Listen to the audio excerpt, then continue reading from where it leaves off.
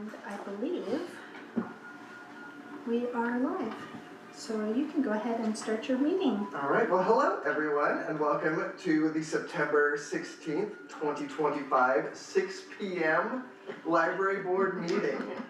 This is our first time back since June, so it's really great to see everyone's faces. And we're being recorded. This will be available online through our YouTube channel, which if you're hearing me say this, you're probably watching it on the YouTube channel and already know that. So let's call attendance. Tyler Crook, here. Capola Napoleon is gone. She has an approved absence. Emily Sims. Here. Chris Starr. Here. Just for meeting and video clarification, when we say here, let's raise our hands. Actually, there's a couple notes in the thing about raising our hands for just to help that poor owl recognize what's going on. Right. Chris Starr is here. Rebecca Rice. Here. Lainey Sowell has an approved absence. Robin Onstadt, gone. She may pop in though. Vicky Hernandez is not here yet. Were we expecting Vicky today? I'm not sure. Okay. Sarah Frost. I am here. Katie Whistler. Here. Is that correct? Yep, this Okay. And then we have two wonderful guests today, Pamela Warren Chase and Bridget Manili. Really? I have not heard your last name said. Huh. There we go. It used to be McNeely, but then when the family came over here from wherever they came from, it's All right. So are there any questions or changes to the agenda before we get started? No? Okay. And then unless there is anyone who doesn't want to do this, we'll just approve the meeting notes from June, when were we here? June 17th. And we have nobody who is angry at those agenda notes or those meeting notes, so we'll go ahead. Okay, so let's just start with our presentations then. Welcome, Pamela Warren Chase. Hi. Hi. You are from the Confederated Tribes of Grand Ronde? Yes. It's I'm not great- here representing them. Okay, but that, okay. And Sarah had asked you to come because you have expressed interest in just the library board stuff. Yes. And it's great to meet you. Yeah. Great to be here. Is there anything you would like to share? Is this what we were talking about? Yeah, you feel welcome to share, or if you have questions for the board, this time is all for you. Oh, okay. Well, I had saw that there was the post. There was an opening on your board, and I did a little dive and researched a little bit about what was going on, and it looked interesting to me. And as I'm advancing my career, I feel that it's prudent to serve on a board or a number of boards. I was just appointed to the Oregon Rainbow for Girls Board of Directors. So I don't know what that is. it's a very large organization. It's for the state of Oregon, and it's for girls ages 9 through the age of majority, or they transfer from Oregon Rainbow Girls to Job's Daughters. It's an affiliate body of the Oregon Freemasons.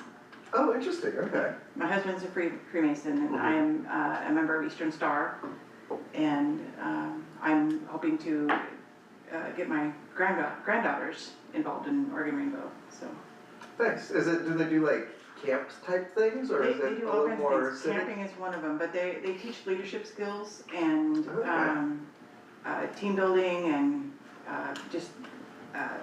and lady-like stuff. I'm like, are you sure you want me in here? Because it's, yeah, I'm a little bit past learning that, so.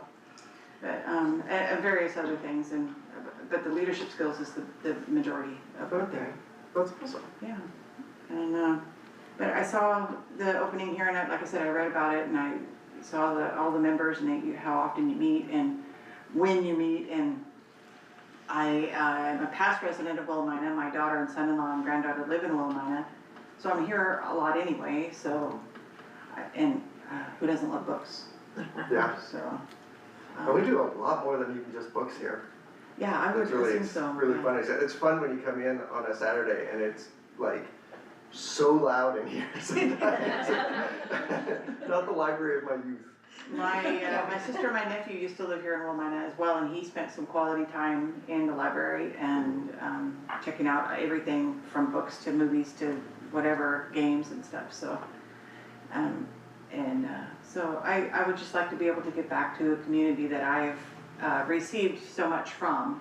I currently live in Monmouth, but we're hoping to move back out to the area at some Nice. point, so. Well, thank you so much for coming out. It's like really great to just have interest in the library stuff. I work in Grand Ronde, for the tribe, I'm a member of the tribe, and I work in the Spirit Mountain Community Fund. That's our philanthropic arm of the tribe. So I have always wanted to be able to give away money, so now I can give away the casino's money. So it's a great place to work. And, Has anyone talked to you about the LOL, the Love Our Library? just a little bit from Sarah, Okay. yes. We always encourage anyone who wants to do that like fundraising stuff to hook up with that group. I'm on that board too. Oh, okay, yeah, that's up my alley as well. At Eastern Star, that's what we're all about, is we do fundraising for cancer research, diabetic research, and PAVE, which is service dogs for veterans. Oh, neat. So plus, my job, we provide funds to all nonprofits in northwestern Oregon. Oh, cool. So, Wonderful. Well, thank you so much for joining us today. I appreciate it. You're welcome. Thank Yeah. you, Pamela. I had to owe her an apology because she had saw the opening after our appointments, but before I got back to update the website. So again, I apologize for that, but I am so glad you decided to come tonight because That's how we get you. that's how we get A you. little Yeah, rug we pull. get people excited about us and we keep coming and then before you know it, so. well, I figure, I'll keep coming, and then there might be an opening at some point, and then I'll have already established that, and that I'm interested and that I have the time dedicated to spending here, so. Yeah, that would be great. I mean, I think, I'm always kind of surprised that so few people ever come to this, other than library board members. So like, having members of the public, it'd be great. Yeah. Cool, okay. Well, thanks again. Then we can move on to Bridget, who is here to tell us a little bit about the city. What is a city?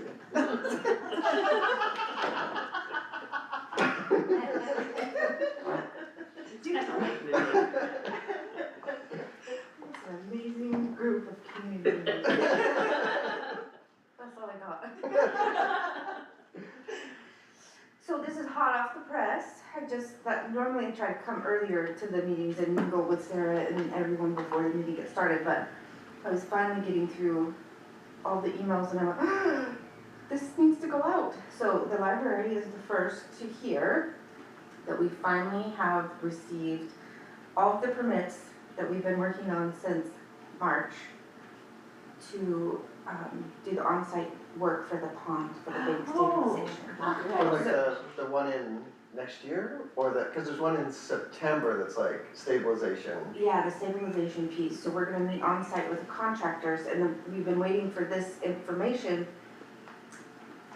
And we've been waiting for this information, I just thought it was gonna be presented differently, because I have the skill to do this, but I thought it was gonna be engineered information. But it's not, it's fine. So we were waiting for a date for Huddleston Pond to be closed because when they do that in-water work, and bringing all the riprap and all of those things in and all the equipment, the pond is gonna be closed starting September 18th through September 30th. So I was wrapping up, Emily from the News Register is gonna get it in the paper for Friday. I emailed Sarah, can you please help me? Because our normal, Christine, she posts up on social media and our website for me. And she's not here tomorrow, so that was the email. I just need to get, it doesn't need anything, just this picture. And then we'll get it posted in all the normal kiosks and post office, and then we'll make some signs, laminate signs to post at the pond. So that's super exciting and super like, What that's a 2 days relief. from now. Yeah, Yeah. Yeah. Yeah. So we have our contractor, late, last month, we're in September, so late August, it was advised by our legal team to get RFPs or bids for the work, and so we did that, scrambled, and, we got 2 bids of the 3 that were, sent out. And so we have our contractor selected, and they will be meeting with us tomorrow at 3. And then hopefully all that work can start, so we don't lose the pond during the winter season. Yeah. At least in that portion right there. And if anyone who isn't familiar, just to say the Willamina Stream has been eating away at the confluence, at the walls of of the pond, and there's a risk of us losing the pond completely. Yeah, so at the confluence of that's where I thought you were going, sorry Taylor. Yam Hill and Willamina Creek, so where that joins, the river just wants to go into our pond naturally. So my question, I think, 6 weeks ago was, wait a minute. I kept hearing that, but all we needed to do was get the permits, which was going through 7 agencies for the in-water work window, and the tribe actually was a part of that approval, and they asked for some mitigation and some plans moving forward. But my question was, okay, we're working really hard to secure this spot, but it's naturally progressing into the bank. So what happens if it's gonna choose a different spot? So part of phase 2, we're gonna investigate some of that and see what we can do to try to mitigate additional erosion and losing the pond completely. So that was super exciting and super a long wait. So, and then the other update, I recognized a couple of people that were in attendance on Saturday's event for the contract. So we've finished all of that, well, 99% of the work that needs to happen at the contract.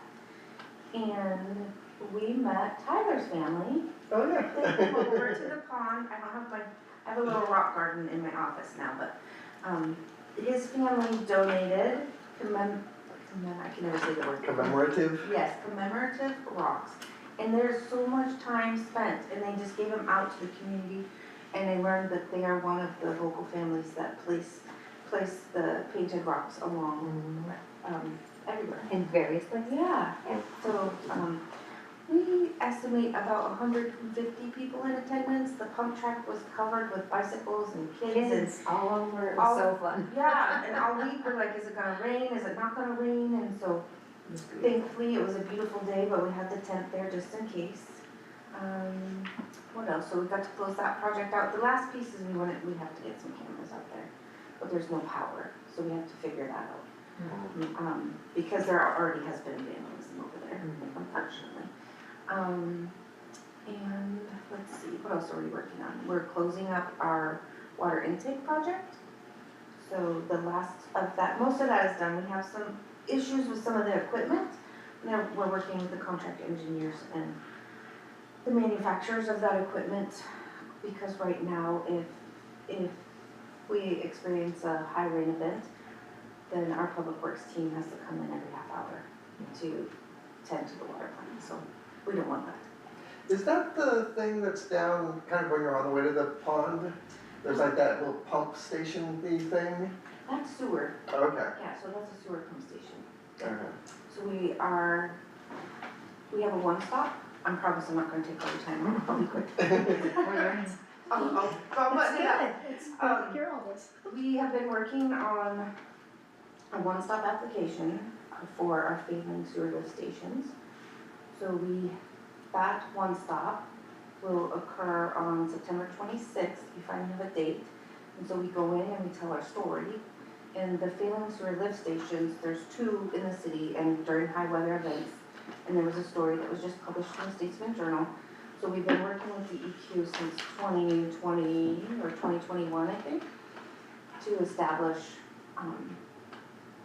funding and repairs, and then COVID happened, and they've been very gracious. We did receive a fine because when we have the high weather events, the I&I, inflow and infiltration, I hope I didn't butcher that.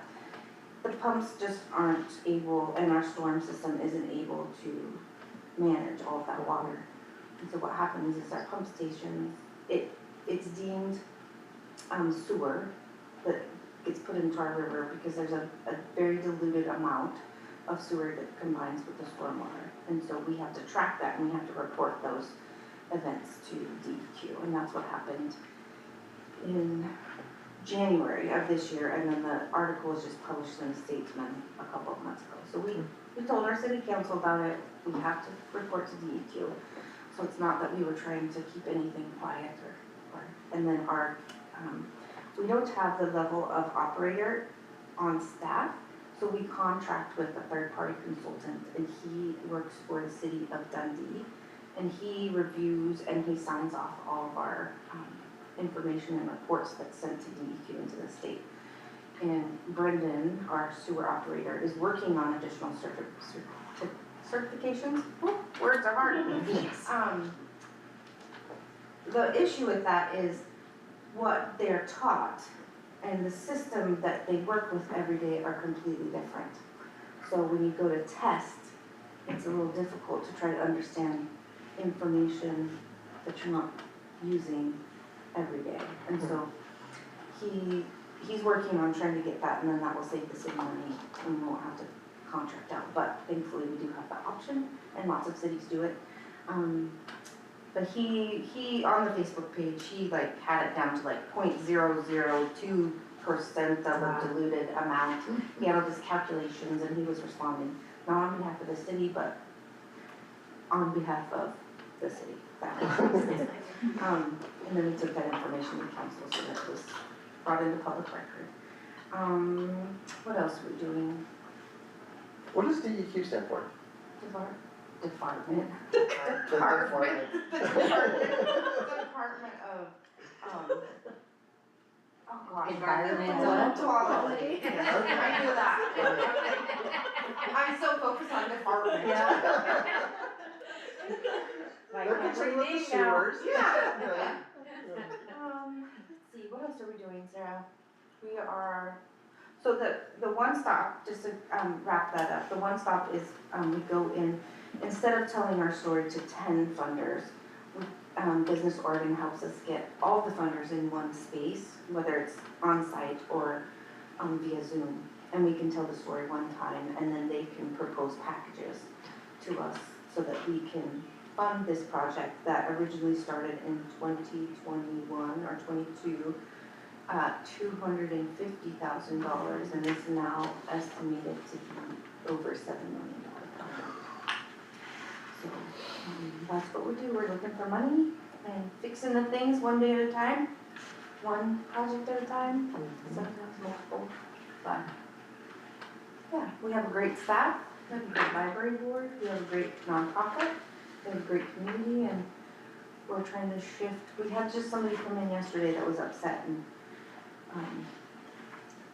we're like, well, we're not what you've experienced in the past, so give us a chance. And they came in pretty hot and heavy, and this is a long-term community member that was not, didn't feel she could be heard in previous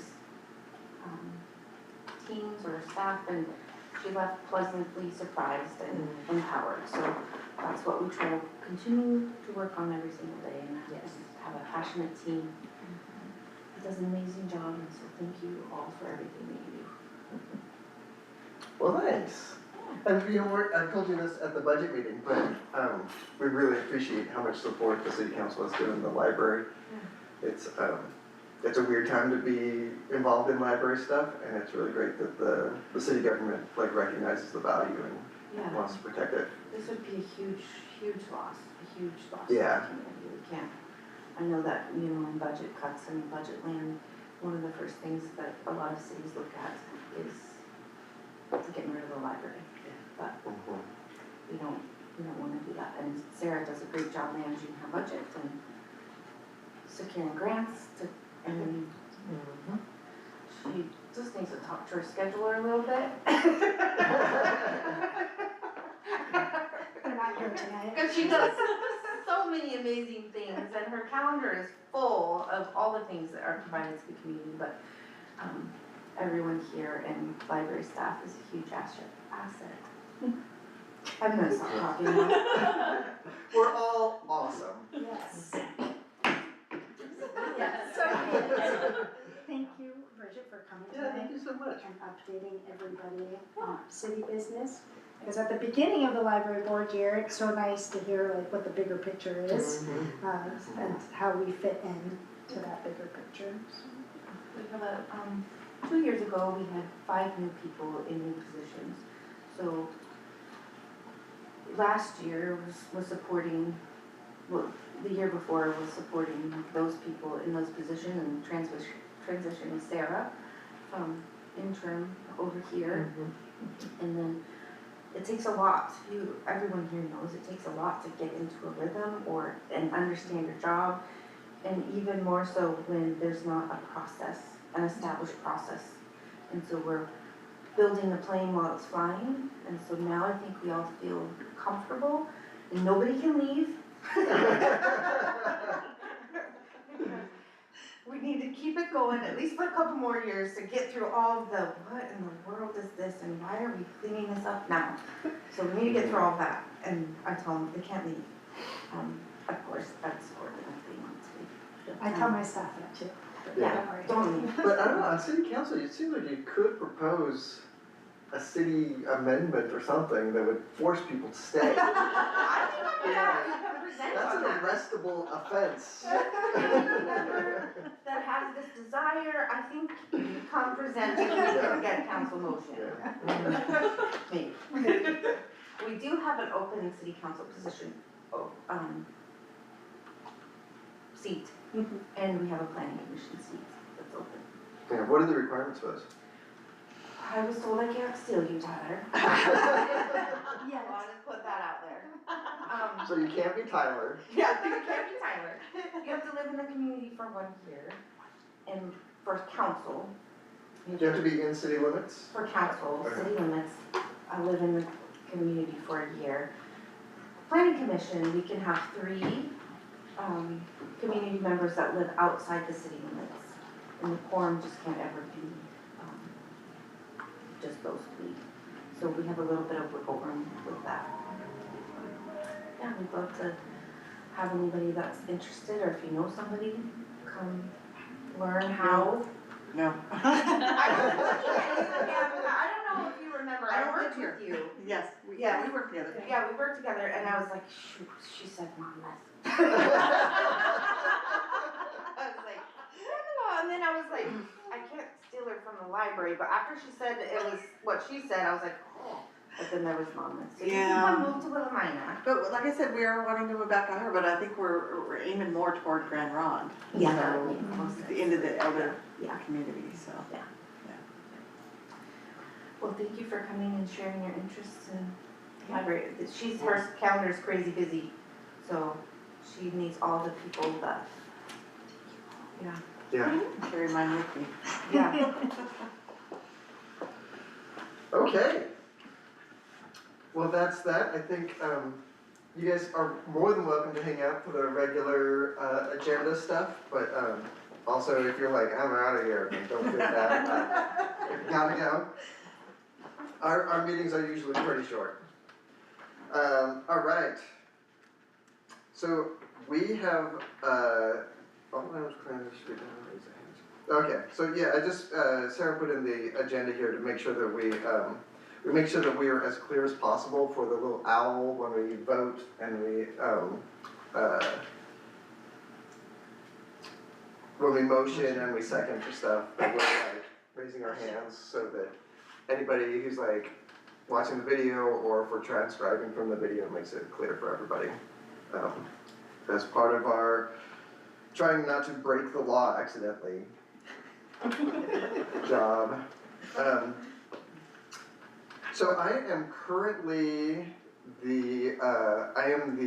what do we call me, the previous year's chair. I'm the temporary chair of the library. We have not, we need to figure out who's gonna be chair and who's gonna be co-chair. I'm happy to keep doing it. I nominate Tyler Gross to be the. Raise your hand real high. I would group to be the chair. Second. Okay. We have a second. All in favor, raise of hands. Aye. Aye. Motion passes. Motion passes. The chair. Do we need to do a roll call for that? I think we're small enough and close enough. So we can figure it out? And the mic's actually really good on picking up I things know. tonight, so it's Okay. doing its job. Then who wants to be our co-chair? Who wants to be the co-chair? And reminder, co-chair responsibilities are to assist and fill in when Tyler can't be here and would run the meeting, or when he thinks it's the 6:30 meeting and not the 6 o'clock meeting, get the meeting started for him. But now all of the meetings are at 6 o'clock now. Can we nominate someone who's not here? I mean, I'm sure that person would be perfectly fine with doing it a second tier. You think I Paula will won't speak continue? for her, but I'll be capable of Okay, well, I'm sure that's perfectly legal. totally legal. So she had not indicated that she wouldn't be okay with it. So. The other thing we could do is we could put off voting for that until we have everyone here. Like hopefully next month we'll have everybody here and we could decide. That, I would recommend you move and second and shelve Does the somebody- co-chair. Alright, does anyone want a motion that we shelve the co-chair election until next month? I motion that we shelve the co-chair until next month. I motion that we shelve. Do we have a second? I second. Alright, all those who want to put it off until next month? Approved.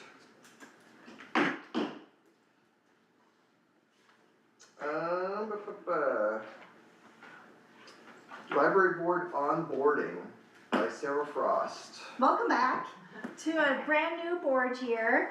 Welcome back to those who are starting new terms this September. I just wanted to go over a couple of reminders that hopefully you also have your binders where you keep all of your lovely notes, and to make sure that you keep anything that you handwrite on as these become gold and go to the lovely paper land to Crystal someday when you're done serving your time with me.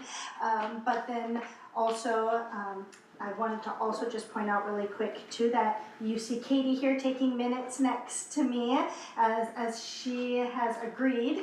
I swear I didn't force her to help take over that role for me, so I'm not also juggling the tech and working with you all. So Katie will also be keeping meeting minutes going forward now too. Thank you, So Katie. thank you, Katie. And then there's some new resources available through the State Library of Oregon. They were working very diligently up through last year, and by October, I just had missed it because we had already done our onboarding last year, but when I went looking for the materials this year, they had everything live. So the State Library of Oregon now does have a handbook for library boards.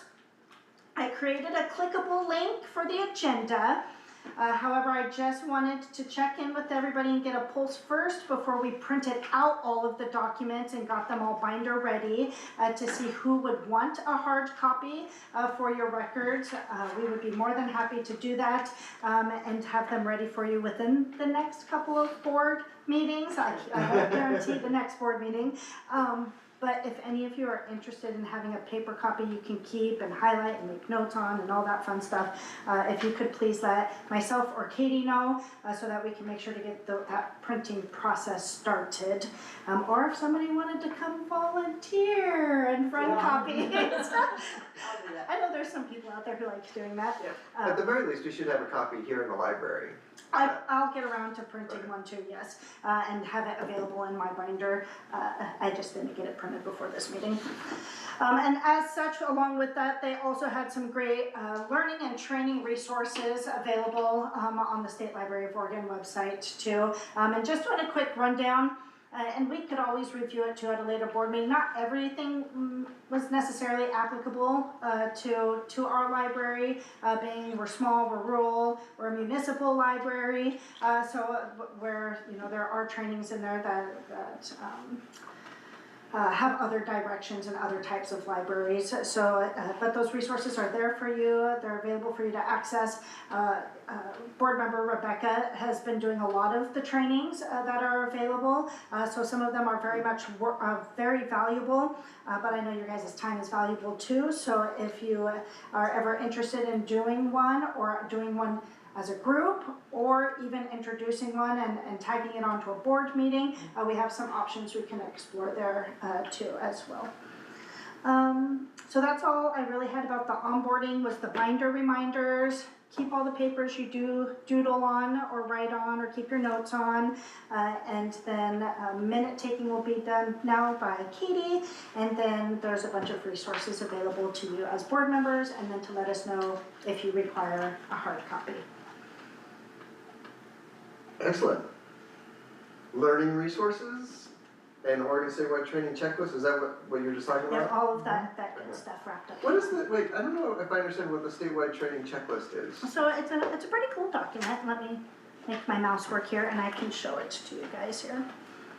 I don't know what screen it's gonna pop up on. Bear with me. That's my song for well. September 2025. Cause we still need to do, need to set up so that, in the next year or so, everyone on the library board can go through the meeting, training requirement stuff. I would like it. And have you heard anything about if they, cause they were working on an online class. So I also serve on a school board, and I'm required to take that same training as a school board member. And the online training is not live still yet. Yeah. So it might be worth still continuing to wait until we could do that option, because then you can self-pace it. Yeah. Luckily, because this board does not have fiscal responsibility over the library, you're not required to take it, but after partially taking it with interruption and Tyler sitting through it, I think it's definitely highly recommended. Dry information to take in the live webinar version, but if they could get the actual self-paced training up, so I'll keep tabs on that then and let you guys know when it's gone live. So make note, I have to keep tabs on that. But this is the All Access Statewide Training, and these are just the different types of trainings available through the American Library Association website, partnered with United for Libraries. And there are just an enormous amount of tools and resources out there to help boards of all types be successful in library land, from trustees and let's see, we have library board practical guides, this is a good example, finding the right library director. So again, there are library boards out there who have oversight over such as this, where in this case, being an advisory board, you would not. That's not to say that the library advisory board maybe wouldn't want to petition to have a member on a recruitment board, potentially. I know when I was recruited, there was a library board member part of that process. A strategic planning, which if you read your agenda, you'll see that that's on there. So there's just some really good information and learning tools and resources, lots of on-demand webinars, and I can help get you guys access to these as board members. You have access to all of this for the majority free. So there are some different like conferences and paid trainings that are available out there, but for the bulk, there's a lot of free resources out there as well. So yeah, that's that training checklist. Again, it's not all of it is applicable to you guys, but there is a lot in here that would be applicable if you wanted to just know more about your role on the library board, or what you could be doing as a member of the library board. I was just worried that it was a checklist of something that we had to do, Oh, I mean, but no. But that looks like awesome stuff. It looks like stuff that would be fun to do. resources, just Yeah. resources.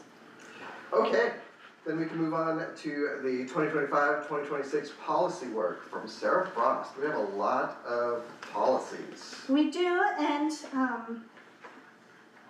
The last batch of policy work we did, so in library land in general, it's always recommended to do policy work in batches, because then that way when you're pushing them through, especially for instance legal, they're reviewing multiple policies at one time, and you're getting more bang for your buck, so to speak. And then that way you're not like, okay, this city council meeting, we'll get one approved, and then this, so it really is very efficient to do bulk policy work. And we had talked about a lot of these policies last year, but with just the nature of changes here at the library, we did get 2 policies that the board finalized and it got approved, and then got approved through city council. So these will be the next batches of the next batch of policy work that we'll want to work on. Collection development policy update continues to just to be a priority. They always recommend that you're keeping up on and reviewing your policies every 2 to 5 years, and that one is well past that timeline. And just with updates that have happened, we'll want to continue to look at updating that policy. I did pull up some of the work that was done on it the year before last, but I have not pulled it up again since. I was working really hard to get the computer use and internet use policy done, so that is actually a high priority policy, and it was not in your email, but in your packet is a draft of that policy, so that we can review it and then have conversation about it at next month's board meeting. I looked at a lot of computer use policies out there, and then I did a lot of work looking at libraries that have Chromebooks, libraries that have Wi-Fi, so there's a lot of information that goes into this, just even this one policy. Again, with trying to stick to the board's direction and trying to make the policy easy to understand and read for the most basic patron, so trying to keep the verbiage reasonable, and so that anybody can read it and know what it's saying to them. So that's the draft policy I did manage to get done before this board meeting, so you guys can take it and digest it and then come back and have any questions, make any recommendations. I apologize, I just put the polishing touches on it after I'd already sent the agenda out, so it didn't get emailed out to you. Questions about that policy before next policies? That's gonna cover these computers, the Chromebooks, will this also cover the Wi-Fi hotspots? Hotspots and general Wi-Fi usage in the building and even outside the building. So Okay. it'll protect us. It's anybody who utilizes our Wi-Fi network. Gotcha. Awesome. That's exciting. Yes. That's been a long time coming, that's gonna be really good. And then pets in the library is relatively a new policy need, but it unfortunately needs to be the next high priority. I was hoping to actually have that draft done before tonight, and I just couldn't get it done. So you guys will have that draft at the I'm next. sorry, what did you just say? What? Pets in the policy. Pets in the policy or pets in the library, either way. Because we don't have anything to refer to.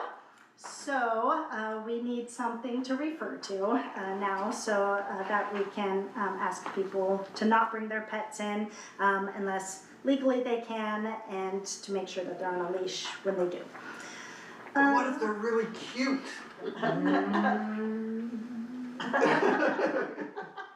Okay. Thank you, Diane. Tyler, you have guests, she does not want. I can see it in your face. She's like, don't make me say it.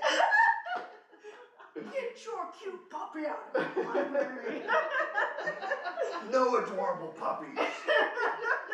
And then the last one, the code of conduct, we've talked about also for a couple of years now. And in doing some refreshed research in library policy, a lot of libraries have shifted to library rules of use, because a lot of cities have city municipal code of conducts that protects all of their properties, right? And then, so a code of conduct that happens outside may not necessarily be what happens inside, and or at the park, or at the all the different spaces. So instead of just saying code of conduct, there are rules of use, when using the library and appropriate library behaviors. So that verbiage might change as I keep reading a little bit more on it, but you could be seeing a library rules of use policy, maybe not by next month, but the following month as well. So those will be the 4 for you guys to hash out this year. Does Willamina have a code of conduct? Not yet. Not yet. Yet. It's in, That's why Very everything's buck beginning wild out stages. there.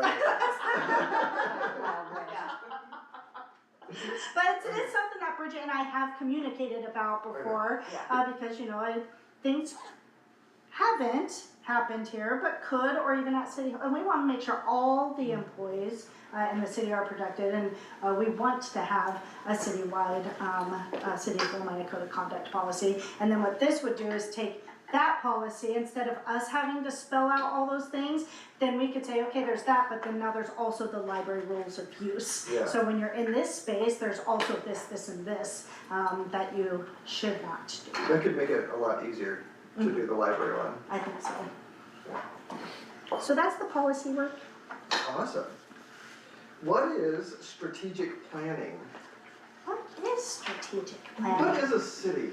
What is I feel like you need to lead off with the answer to that question in next month's meeting. Find out the exciting answer. Next month, in October. So we are finally at a stage, I think, in the library's life and health, I think, where we can start this process. So when you think about strategic planning, you're really thinking about long-term planning. What's the life of the library in 3 years? What's the life of the library in 5 years? And this library and a previous library board had dabbled in strategic planning, but we weren't really even there yet until, and that's when we actually started coming up with our mission statement and some of the goals we wanted to tackle. And that was several years ago, like 2017 and 18, I think, was that work.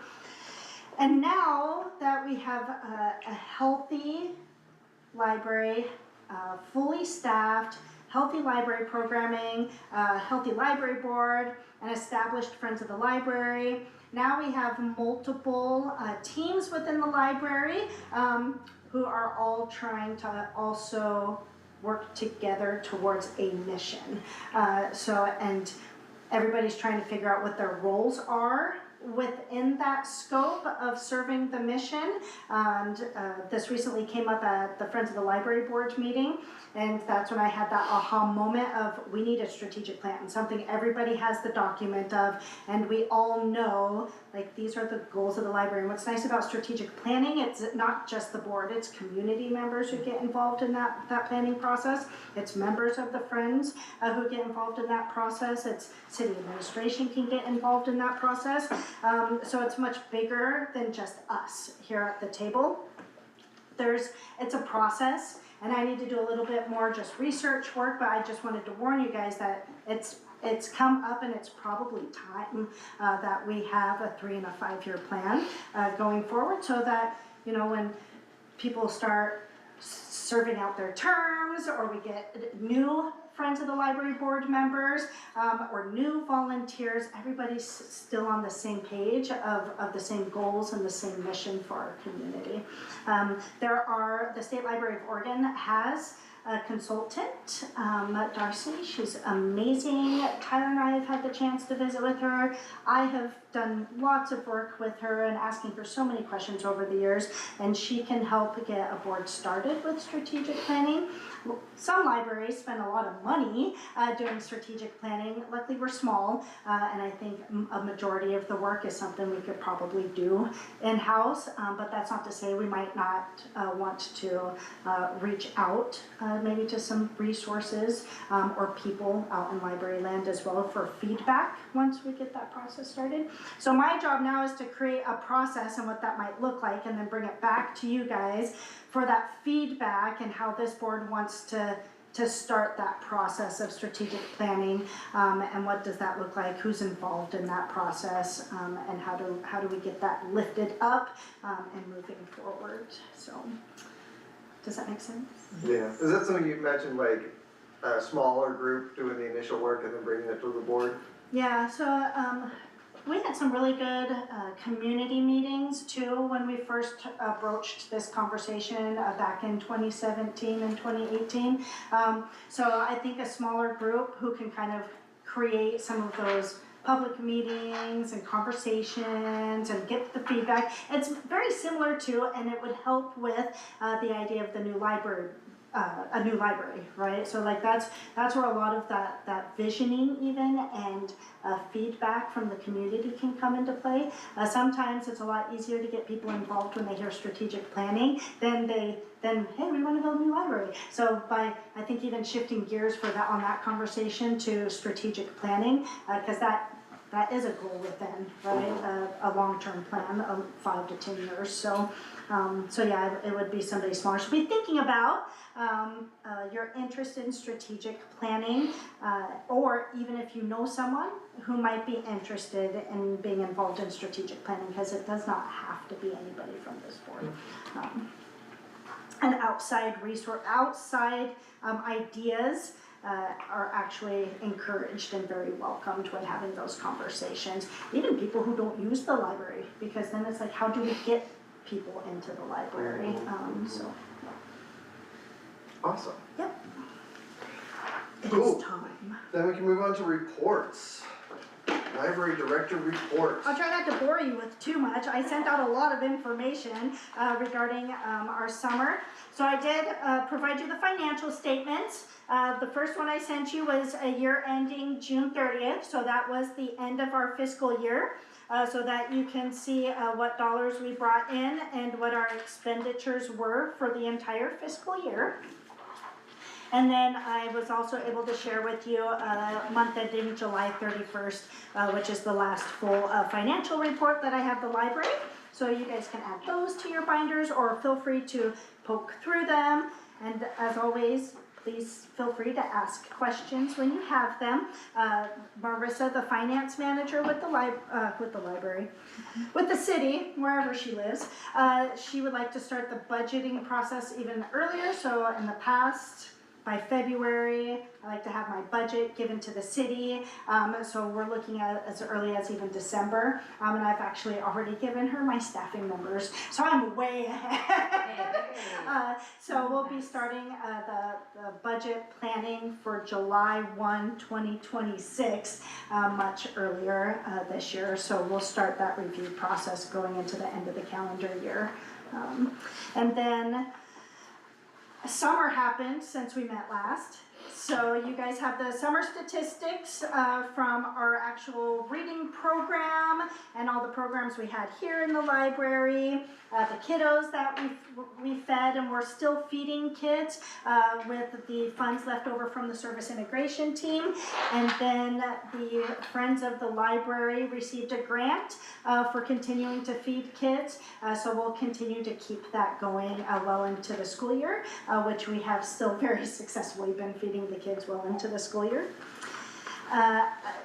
The monthly reports are informational, so unless you guys have any questions, the next few weeks I'm working on the state statistical report, which if any of you remember is that really big report with lots and lots of numbers. I'm hoping to have that done before the Friends of the Library has their annual meeting on Tuesday, October 7th, so that I can report the fiscal statistics during that meeting, and then I'll have those numbers ready for you guys the following Tuesday. They are due to the state by October 31st, so I'll be spending some time digging into our numbers the next couple weeks. So I think that was everything in the library report. No, it's not. That's just that part. Just kidding. This is why I put the notes on the agenda, so I make sure to cover everything. So summer report. So staffing. I'm fully staffed. We are fully staffed, and not even like fully staffed, but not. We didn't go back too tightly staffed. So it was anticipated that Amanda would leave. She was looking for employment to be closer to school up at Mount Hope Community College. To my benefit, she has not been successful in her employment searches. So I had originally written her into my budget. So I told her for as long as she needs to, she can stay on. So right now, we have her anticipated on through the end of the calendar year. So she can take a breather now that she's back into her classes. And then that gives her a little bit more time to continue her job searches. Which we fully support if we have to. As you guys all know, she's been a tremendous asset. She started as a teen intern, came back as a teen intern, came on as an on-call library clerk, and then a permanent library clerk. She's an incredible, responsible, hardworking, dedicated young lady. So I don't want to lose her. Whoever gets her, they don't know what they're getting. Darn them. So that means that I'm actually so fully staffed that not that I don't want to be, and I am a lot because I have a hard time stepping away from the front desk. It makes it a lot easier for me to step away to get things like policy work done or state statistic reports done now, which is kind of a breath of fresh air. Also, I got to take vacation time. And I get to use more vacation time, so human resources doesn't get on to me for not using my vacation time. That's how fully staffed we are. So we brought on Danielle in August 1st. She's been a very long time volunteer. This is her first job, so it's a wonderful environment, I think, and she has access to some amazing humans to help her thrive in her first job. And then one of our interns, Ethan, we offered him an on-call position. So that is two very successful library interns over the years who did not think that they were going to be in libraries, who are now in libraries. We got him. Ethan's wonderful. If you get a chance to catch him on one of his on-call shifts, if you haven't met him yet, please do come in and meet him. He's also exceptional, great work ethic, very committed. So that's staffing updates. Grants, we just finished polishing off the 3D printer grant, the Youth Mini Grant. So that program is now live and operational, and I'm working with Tyler to create our makerspace programming and 3D printer programming over the course of the next month or so and going forward. We launched makerspace programming this last Saturday very successfully, had some great interest in what we want to do here. I have not applied for any additional new grants, I don't think. But I am working with the Friends of the Library to apply for some grants.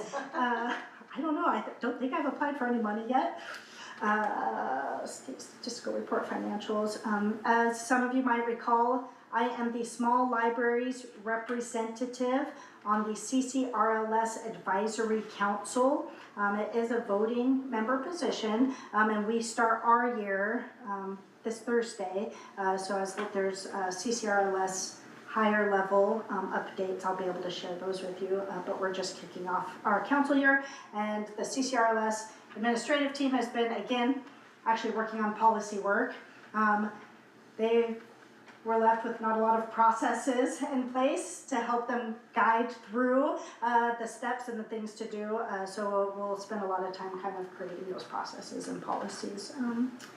And then upcoming in new programming, we are launching Early Literacy Adventures October 20th. This stems from the grant we had from Yamhill Community Care, where they paid for a leaky at the beginning of the year to create an early literacy program for us that involves the Ready for Kinder curriculum. And Bethany, along with Katie's assistants, will be launching that. It's not story time. It's very early literacy focused activities to help kids get ready for what comes next in their school aged careers. So it's a lot of activities and learning. And I'm really excited to see how that program rolls out. So that kicks off, and I think that kind of wraps up all of our programming now, for now. Any questions?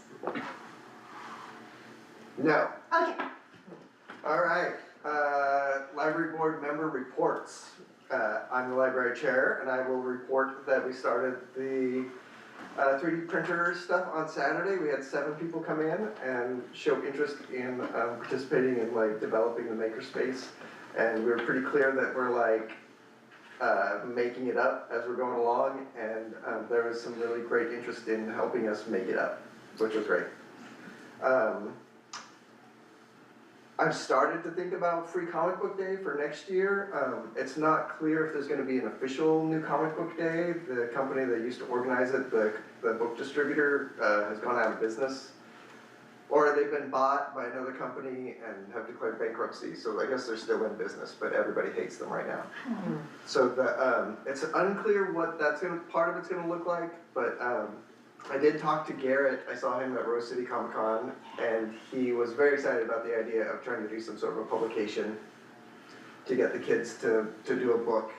So after the comic book, so we have the Garrett is the guy who runs the comic book workshop with kids, and then he's been coming back this year. He came back 4 more times to keep the kids engaged, and so far it seems like it's working. Like they're still coming in and doing their comic book club, and we were talking about probably trying to focus them into doing something that would be a very sort of community forward thing where they could make their comics, get them in a book, and then we could put them out into the community so people can see what they make, see all the cool comics that they're making. So that's just stuff that we're talking about and thinking about at this point. All right, and Kate Pola would have the LOL report, but she is out. LOL is doing great. Do you want to talk about it at all? Yeah, go on. I don't even know what to really say. Well, we've got the murder mystery coming up. Murder Mystery's coming up, And the art tour. and the art tour. And I did get one baker on board Oh, for nice. the, That's right. Busy Bee Baker. Mhm. She's going to donate some baked goods for us to sell. And A little bake sale stuff. we're gonna do an elevated bake sale at the art tour. And we're gonna see if we can get some local bakers and be able to feature their goods and make money on it. Yeah, So we have one. And then, yeah, and we're expanding the murder mystery thing to 2 nights instead of just 1, Yeah. so it's exciting. Since we're already set up, we might as well. Might as well kill someone else again. Again. All right, and Robin's not here, so we'll skip that. And Mayor Hernandez is not here, so we'll enjoy our time here with Bridget. Is there anything else? Is there any other reports we want to get to? Okay, then that's it. Public input? Do we have any public input? We have a public here. I'm considered a public, huh? The whole public. Yeah. So, in regards to Mayor Hernandez and the city council liaison, do I need approval from the board to see if there's another council member that might be interested in serving?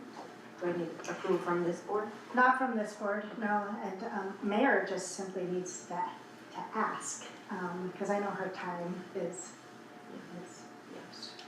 everybody wants mayor, Yeah. so we love having mayor too. But no, we would gladly have anybody who wants to come from the city council be with us, if they can handle us. Yeah. We're pretty rough. I mean, I got a gavel. He uses it too, so. Just randomly too, you don't even know it's coming, it just. I did have one more thing. Yeah. I wanted to, forgot to mention earlier. My husband and I work together with the Chemeketa CCTV. There's a program over at Chemeketa. It's attached. It's right next to Western University's campus in Salem on Trade Street, I think it is. And they went through the training where they use the camera equipment and everything, and you can record their studio time. So we developed a program called Mimi Storytime. I'm Mimi. And my grandchildren, I have 3 grandchildren, so I go and they record me reading books. And then we post them, they Oh, that's post to CCTV, and once they're posted there, we can then pull them and post them to YouTube, and I have my own YouTube channel, and then I send the link to my grandkids. And I'm hoping that other children also will, they'll search it and find it and listen to me read them a book. So we Oh, that's do great. that, we try to publish twice a month, depending on our schedule. We actually have studio time scheduled for this Thursday night, afterwards. What's the name of the YouTube channel?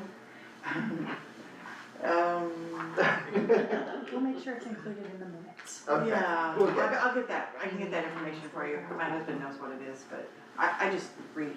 Yeah. I'm the on-camera talent. You're just the talent, yeah. I love that. That's really cool that you do that. It is fun, it was something that him and I developed together, and him and his son, we have a 16-year-old son, and they went through the training together to learn how to use the equipment, because his son wanted to do like an online D&D game, where they continue it on. Oh. Yeah, and you were talking about comics, and I'm like, Uh-huh. okay, I'm gonna have to bring my husband and my son. So they both record me, and then they do the editing, and they add they take pictures of the book as I'm reading through it, and they post it behind me on a green screen. And I don't know how they do all that stuff, I just read. I just sit there and look pretty, yeah. That's amazing. But it's That's really great, cool. my grandkids love it, Yeah. so. Cool. All right. Tyler, Bridget has. Yeah. One more, 2 more. Okay. Not too. I'm assisting with the Willamina 4th of July fundraising committee, and they have a fundraiser on Friday night, it's a bingo fundraiser. And then there's a work day scheduled on Saturday from 9 to noon at the track to clear the track. And then mud drags are the 27th. I'll be starting that day at 7 with the rest of the folks, so that's super fun. And then one other fun city update is we have talked since 2003, when the city council accepted the donation for the pond. We've talked about the weeds and the algae that are in there. So one of the things that was discussed at the last city council meeting was working with the OSU Extension Office for a pond management plan. And Jordan from the Greater Yamhill County Soil and Water, so 2 different ones. Yamhill County Soil and Water recommended floating islands. And so I'm gonna get some information, the council approved for us to move that idea forward, and when you said community forward, I was like, oh yeah. So we think probably 5 floating islands, and they're typically made of a recycled material, and they can enhance the habitat. And depending on the type of plant, it will remove toxins from the pond and also provide some shade, which will help mitigate the amount of weeds that grow. Wow. We're also looking at the cost of mechanical harvesting to go in, and the problem with that is that particular weed, if you just pluck it and a leaf falls, then it, I don't know the technical term. Will it multiply, like? Yes. Just Yeah, so bigger? just plucking it, and then you have to get it at the root, and so, we're looking, I have some students who have chamber tomorrow morning, and I mentioned this at chamber last week, and John Kalinsky, who seems to be pretty active with all kinds of things, has some Sheridan High School students that are interested in taking whatever the expectations and standards are, and raising the funds and marketing it and building it, for their senior project, so. Oh, neat. We're looking forward to that community forward project. That's awesome. Very cool. Okay, well, I think that concludes our public input. It is currently 7:04 PM, and we are adjourned.